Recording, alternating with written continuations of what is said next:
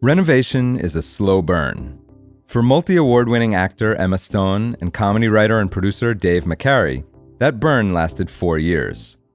The couple's Austin sanctuary, slated for completion this summer, is now on the market at $26.5 million, offering a new steward the rare chance to direct its dazzling finale.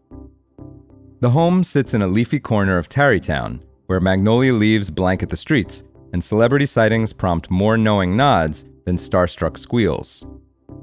The walled 1.24-acre parcel is a rare pocket of private breathing room, hard to come by in Tarrytown and harder still across Austin.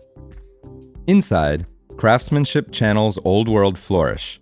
Herringbone oak clashes playfully with reclaimed brick, a syncopated conversation in wood and clay. Fireplaces and countertops wear thick, cream-toned marble. Leaded glass panes peek through arched openings, winking at the past. Outdoor rooms unfurl beside their canopy. Terraces for twilight suppers, a future pool deck pitched toward the lake breeze.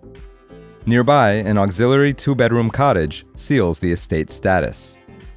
Fitting for an actor, the house hides a cinematic layer. Walnut-clad cabinetry conceals secret doors, a full bar waits in the wings, and double insulation teams with acoustic fabric overhead to uncork genuine theater hush.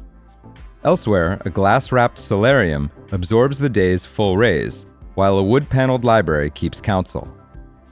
Stone and McCary bought the 1940s manor in 2021, seeing potential in its dignified brick and the guardian oaks that flank the plot. They then set about coaxing it into the 21st century without silencing its past. Historic homes like this one can be found in steady supply across Austin, yet the city's future-leaning ethos spills into its rooftops, where new construction steers much of the market's current momentum. Still, discerning buyers are in search of soul without inheriting every squeaky joist. This home threads that needle.